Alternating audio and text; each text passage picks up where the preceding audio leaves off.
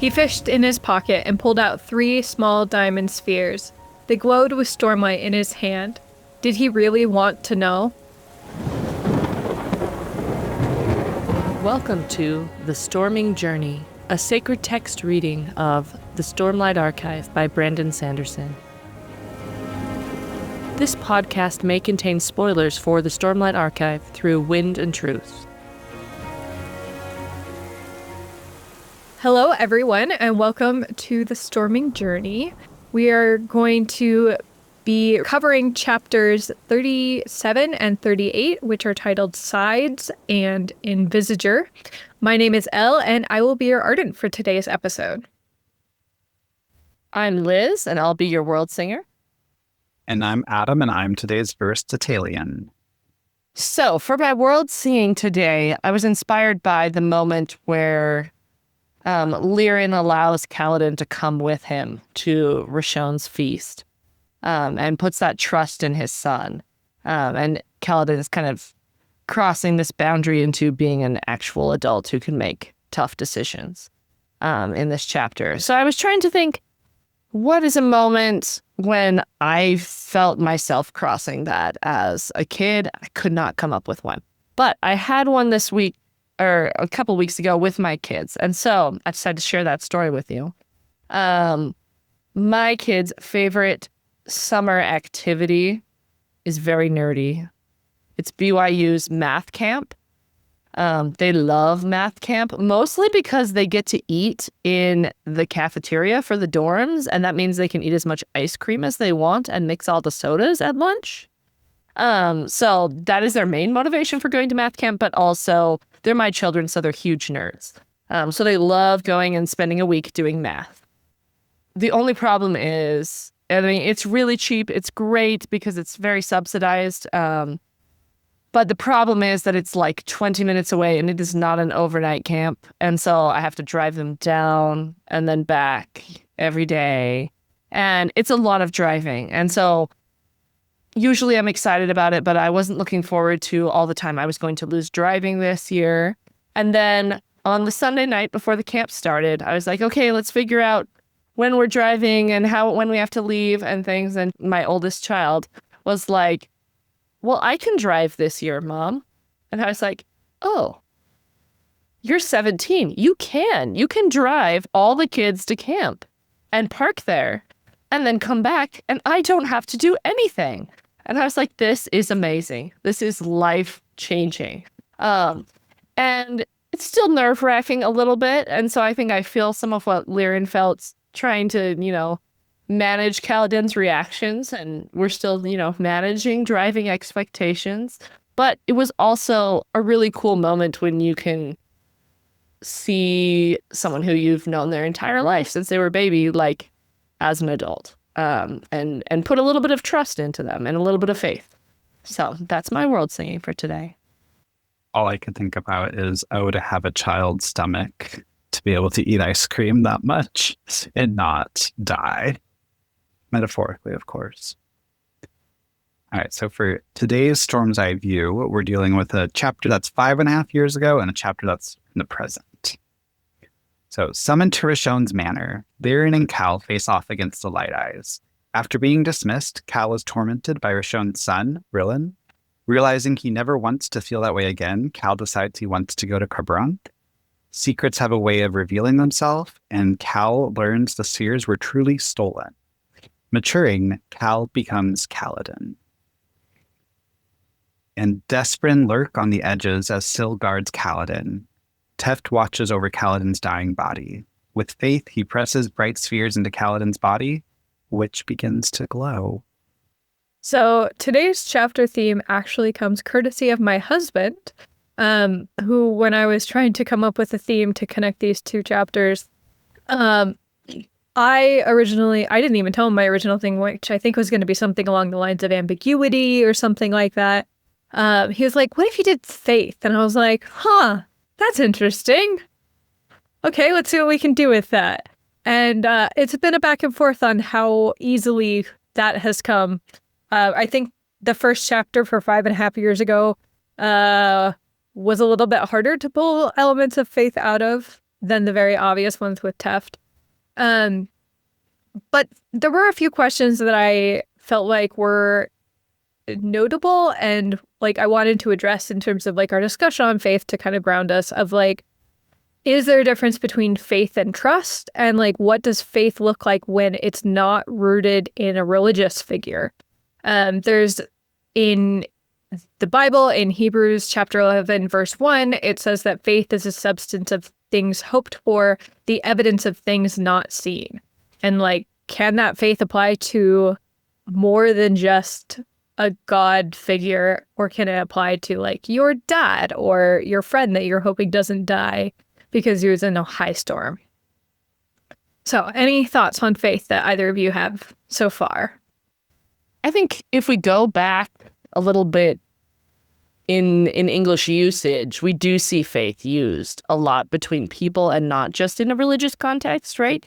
I feel like giving your faith is a very Shakespearean phrase, right? Like, keep faith with someone. So it is about like keeping your promises, being trustworthy, being dependable, all those things. I think we can use it in that way. I think that's fair. I think to kind of pull the other scripture reference I had, which again, from last episode, we talked about the book of Alma. This is again in the book of Alma, chapter 32, that faith is not to have a perfect knowledge of things. Therefore, if you have faith, you hope for things which are not seen, which are true. So I think like faith seems like an element of trust of like, you can't know for sure that this person is going to be able to do what you are asking of them, but you're hoping and trusting that they will. I always think of the triumvirate, faith, hope, and charity, the 1 Corinthians, and is it in Mormon or Moroni in the Book of Mormon when it comes out? I think it's Moroni, I want to say. Yes, Moroni. Is it Moroni? Okay. But I mean, the idea of, you know, you always need to have faith, you need to have hope, you need to have charity. And I always struggled with how Alma uses hope in order to describe faith. And I was like, no, they have to be three separate things. But as I matured, as I aged out of primary, the children's section of a Latter-day Saint church service, I think about the interconnections of them and how you have to have hope and charity thinking about charity as like the true love of Christ or loving something or being charitable toward it. Hope being there's this something out there that you don't quite know, but it's there. And then faith being like the action of that or something. Like I think about the interconnections of those three terms and how they fulfill each other and how it's like that triple Venn diagram of words. And I think for my thinking about in the chapters, I thought, especially because I know you said that you didn't see a lot of faith in the 5.5 years, but I mean, there's a lot of faith, as you said, in the father and Lyran. There's a lot of faith as well in like Carbranth being there. Cal doesn't know that Carbranth exists. He's very far away from it. And in Roshar, you can't just hop on a plane, or you can't even get like a photo of it or Google it, or what are the kids doing nowadays? Chat GPTing it. Feel like an old person in saying that, but you can't like get the instant knowledge of it being there. So there's this faith that Carbranth is there. There's a faith that your city lord will take care of you. There's a faith that the ice storm won't kill you. And so I think there's a lot of faith in the more rustic chapters, shall we call them. I think we also see in this chapter the moment where Kaladin loses faith in the Light Eyes, right? Because halfway through the chapter, we have him being at dinner with Roshon and saying, well, Roshon, he's not a real Light Eyes, he's a reject, and I'll see the real ones eventually, men of honor. And then by the end of the chapter, he's feeling very disillusioned about his faith in the Light Eyes. And in some ways, his switch to the name of Kaladin is about transferring that belief to himself and saying, they are not above me. I don't believe in them anymore. I believe in myself. And I'm going to be what they should have been. I like that tension there of like faith in something else versus faith in yourself, right? because one thing is outside of you and outside your control, and the faith in yourself is more like personal and, to bring in last episode, agential about yourself. But I also think, so I'm thinking here at the very end of the chapter 37, where it says, Kaladin would be a man who learned surgery and all the ways of the light eyes. And I like that reading of, that's an investment in himself of faith for himself. But at the same time, there's that trauma of the light eyes and of the systemic oppression of the light eyes to the dark eyes that then like becomes a part of him at the same time, right? It's not just, I'm going to become a surgeon and be the best person I can be. It's become a surgeon and all the ways of light eyes. And I love that extra load of trauma that just like becomes invested in him in some way. But it is interesting that like Lirin is a little worried about that, because he's like, your motive should be learning surgery to help people, not learning surgery to show other people up. Which is an interesting. Are you motivated to achieve because you want to show everybody that you're awesome, or are you motivated to achieve because you actually care about the thing you're achieving? And I think Lirin sees that like Kaladin's going to have a struggle with that in the next book. That like, is he just motivated by hatred for light eyes, or is there something else that he cares about? Liz, your comment about Kaladin's name made me want to like bring in a mini Mormon moment here. Partially because the theme is faith, and so it's this idea of like Kaladin's faith in himself, or like his own like understanding of the world that he's in, is tied to the way that he uses his name. And in Mormonism, in part of the temple ceremony that like you go through when you feel like you want to or need to go on a spiritual journey, I guess, to some extent, is taking a new name on yourself. And like, it becomes a really like a sacred personal thing. You're not supposed to share it except in very, very, very, very specific circumstances. And so like, it is a little bit different than Kaladin being like, this is my new name, I am going to be Kaladin. But it's the same kind of, I think, idea of like, your name represents this kind of person that you are trying to be. Kaladin is trying to be the kind of person that is going to do surgery and going to outwit the light eyes and whatever. And the way he uses his name is tied to that feeling.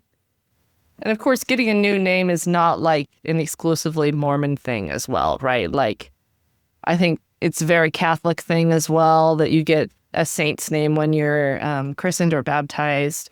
So the whole new name thing is definitely like bigger than the Mormon tradition, but it is something that we have a connection to. I think though, like to pull in the scriptural like basis for it, right? It's in the book of Revelation.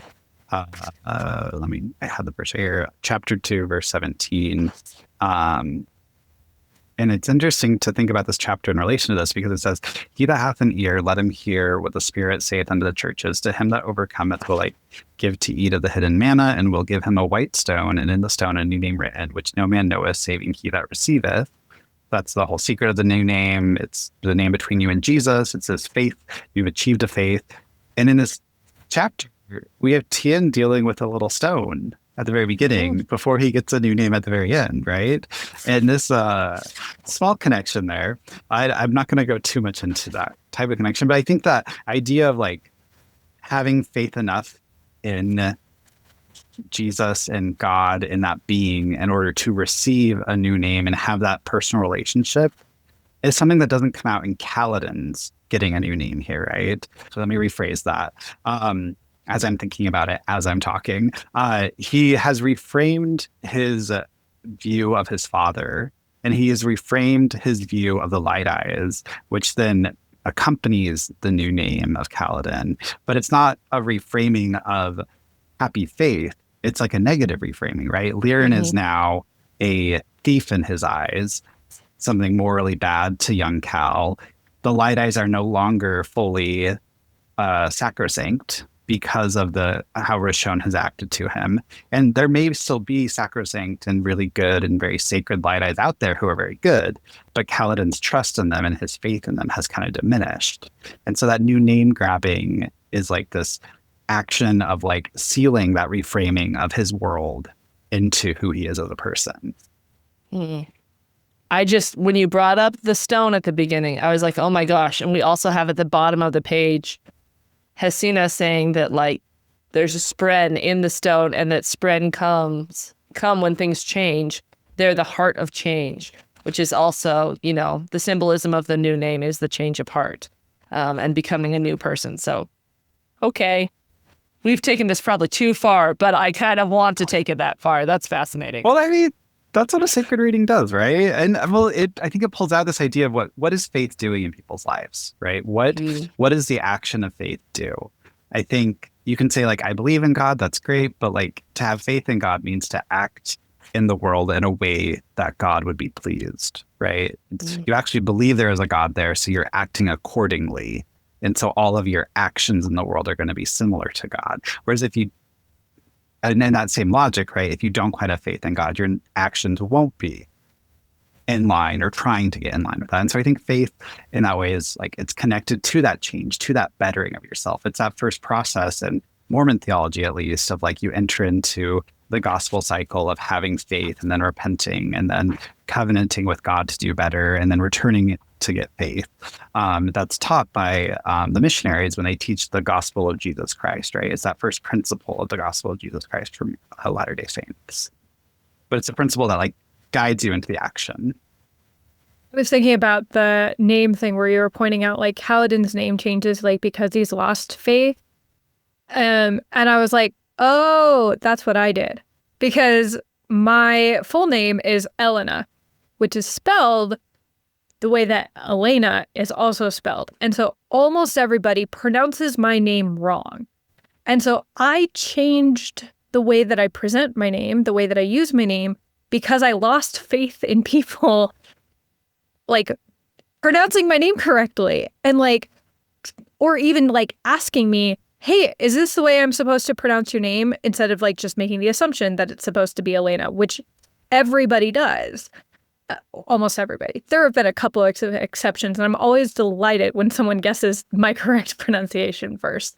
But like, I go by L now because I don't have faith that people like value, not that they don't value me enough, but they aren't going to be willing to take the time to ask or to try to figure out if that's the right way to pronounce my name. And I'm just saying, look, then I'm going to take it out of the equation. I'm just going to tell you how my name is an easy way for my name to be pronounced. And like, it doesn't feel as good as if I changed it because I wanted my name to be L.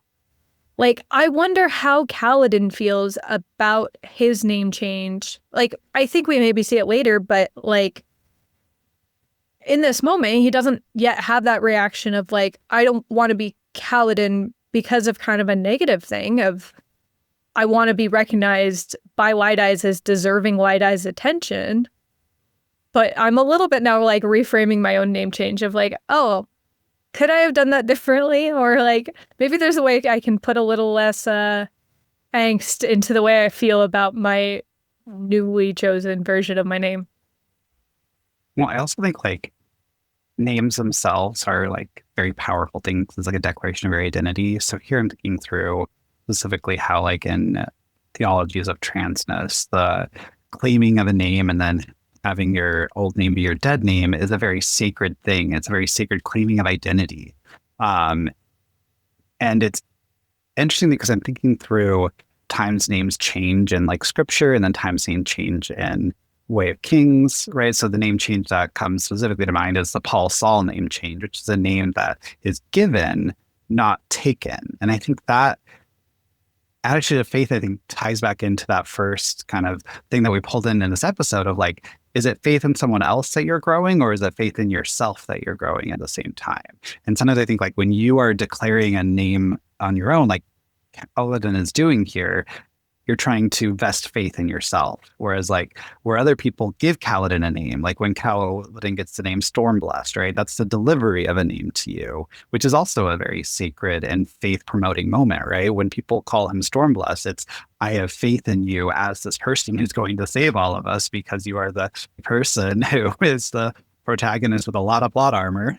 kidding, you are Kaladin Stormblessed, the amazing one. But like it's interesting this when you're thinking about a faith, right? It's people have faith in Kaladin later on in the story, but Kaladin here is gaining faith in himself in many ways in order to stand. And that duality of faith, that sense of faith being not only something external but internal, I think is really generative to thinking about this idea of faith as not just belief, but as something else in the world.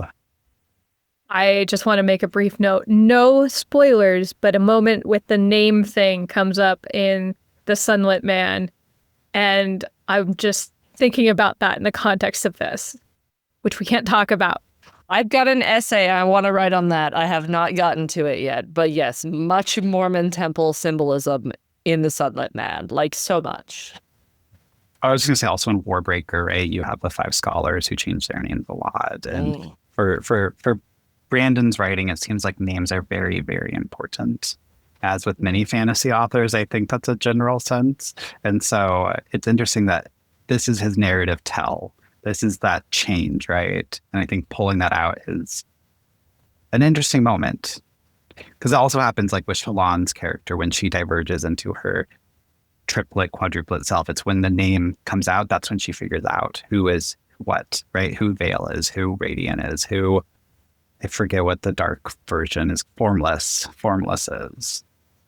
We also then have Teft, who is kind of our more familiar version of faith, in that he is not only talking about his former faith as in his former religion, but he's also having faith in this religious idea that was taught to him. And it's becoming real, which is kind of interesting to see of, like, it's, with the Alma example, it's not to have a perfect knowledge of things. Teft doesn't know exactly what's going to happen if he gives Stormlight to Kaladin, but he has faith that it will do something to help heal Kaladin. And that's why, like, I picked out this cold open quote of, like, faith is a choice and can be really scary. And, like, this will potentially heal Kaladin, but Teft is worried about all of the things that it will force him to confront if he gives Teft these spheres. It vaguely reminds me of the thing, for a while on Tumblr, people were having a discussion over whether you would be more surprised to see a walrus or a fairy at your front door.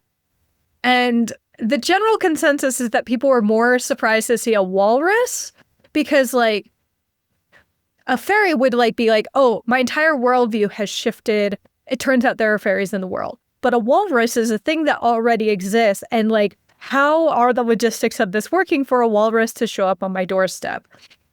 And so I'm like, it feels like Teft is like, if this happens, I do have to shift my entire worldview of what I understood and what I thought I knew about my childhood. That's a walrus he's confronting to some extent. It's also not just like him having to change his perception of his past, but it's also what does he do with that in the future? Because his first impulse after, like, having this confirmation that, like, the Radiants are back is to say, why me? But then he wants to know, like, who does he have to share it with? He thinks straight about his community and they're gone, and who's going to believe him? And what does this imply for his future now having made this choice, right? And so it is very much that language of, like, the moment of faith, the moment of conversion, where you have different responsibilities now that you've made this choice to believe. Now that Teft has made this step into the reality of the Radiance, he has to, reevaluate his past, but he's also stepping into this point where he's going to be the guide for Kaladin, where he's going to now, like, be leading this thing that his childhood religion was leading him to, and trying to figure that out is pretty daunting. And at the same time, he doesn't share it with Kaladin. Like, he doesn't, when Kaladin wakes up, he's not like, hey, bro, you're a Radiant. We're going to restore the Radiance. Let's go. Let's go. Get in. We're restoring the Radiance. No, he is very much like, So, how you feeling? How's it going? Like through the next how a handful of chapters, it's just like, so you feel different now? You feel good? How's it feel?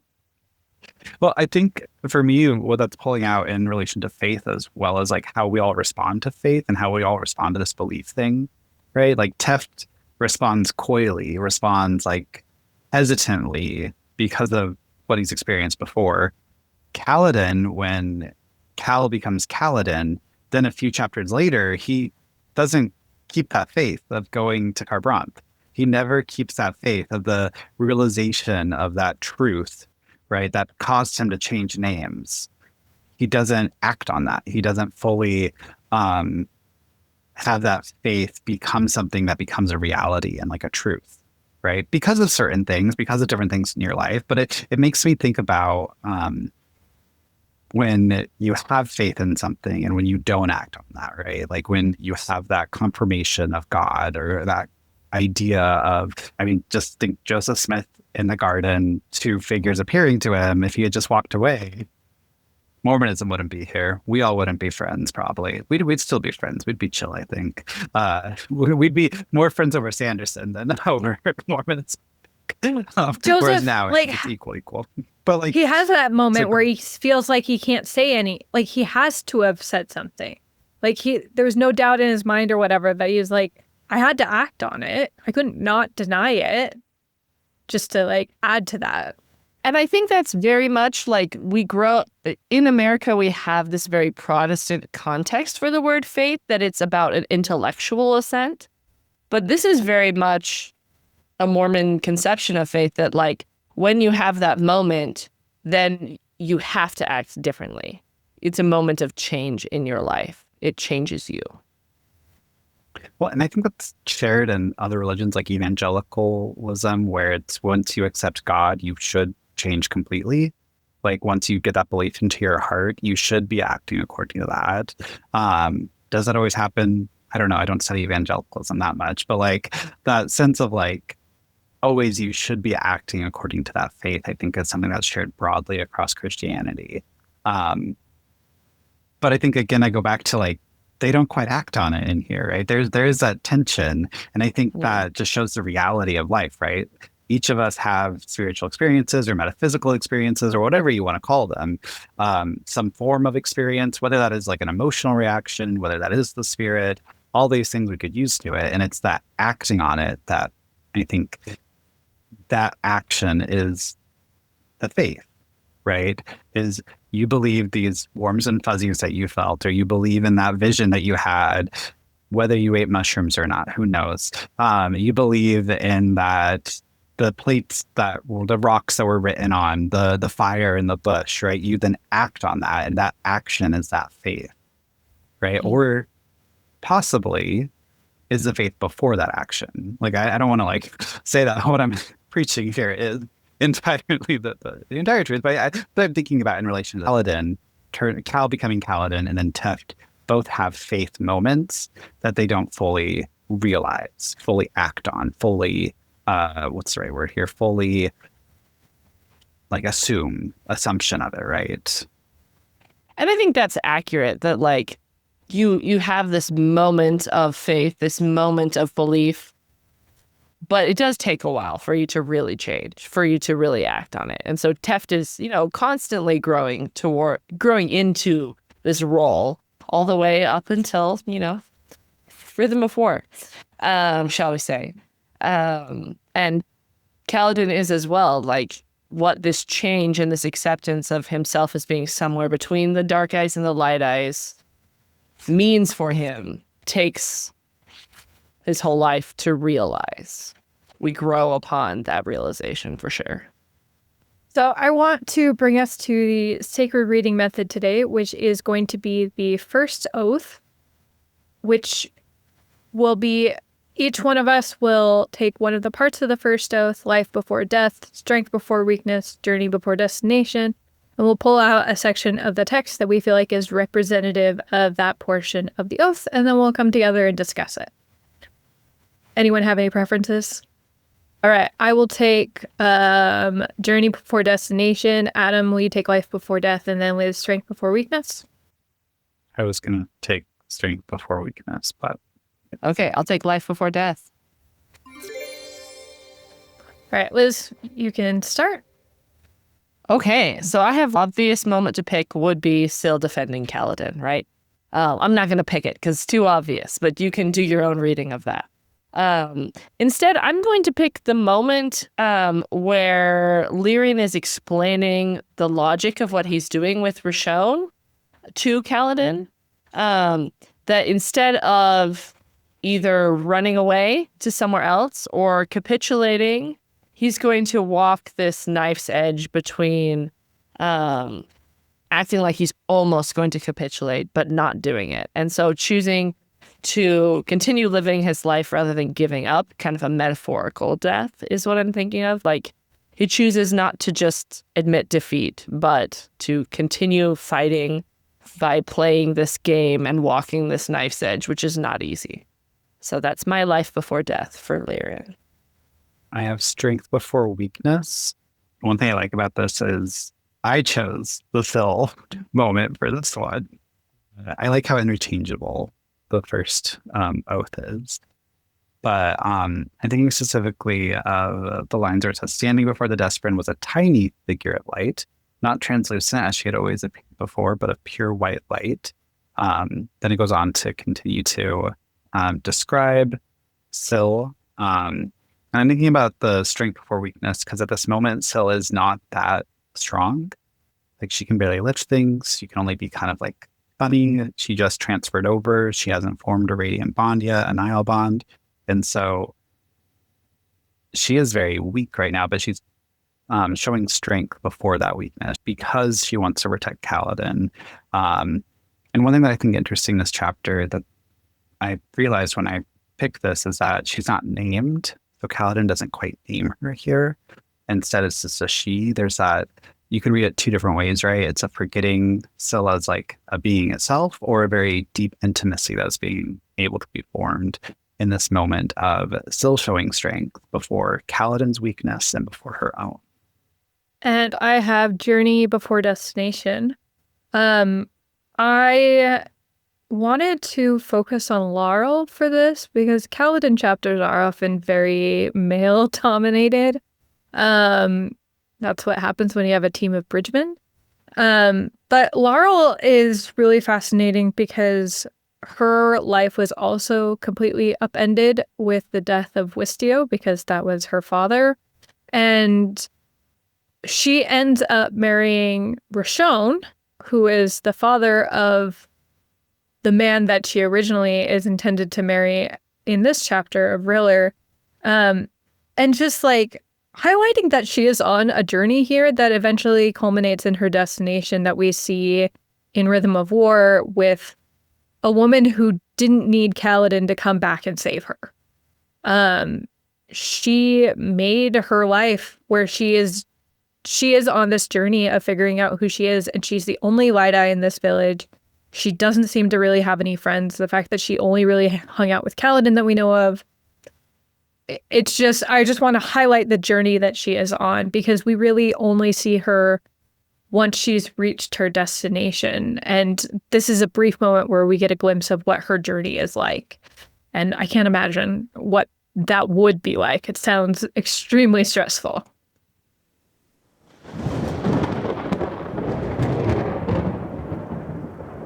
So, to turn now to our Wisdom of the Heralds, where we take what we have talked about in this episode and discuss how we are hoping to bring things into our everyday life.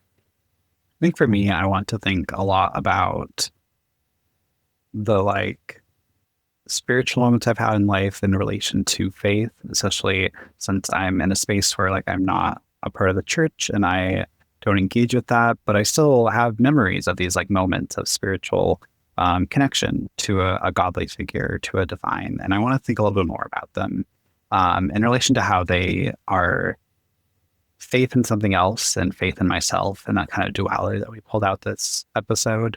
And kind of rethink, rather than just like putting them off to the side and just saying they never happened or things like that, trying to think about them in the frame that I am now in reflection and reflect on them in the frame that I was when I had them. I'm kind of thinking along the same lines, but thinking about what is the action in my life that's like Teft giving Kaladin the spheres? What's the thing that I'm afraid to do because I'm afraid of the implications of knowing whether it's right? And choosing to do those things and choosing to act on the things that are a little bit scary, a little bit of a step out into the dark like Teft is willing to make here. I think I want to think about who I'm having faith in and try to, like, I'm thinking of like this restores my faith in humanity idea. And I think it's really, really easy to like lose faith in humanity. I mean, I kind of talked about that with like my name of feeling like I don't have faith in people. But like trying to remember examples of faith in other people and not feeling like, I guess not feeling hopeless without lack of faith. To like cultivate faith so I can have hope, if that makes sense. Thank you for joining us today on The Storming Journey. You can support our work on this podcast by subscribing to our Patreon, leaving a review, or sharing the podcast with a friend. We hope you'll join us next week, and in the meantime, remember, journey before destination.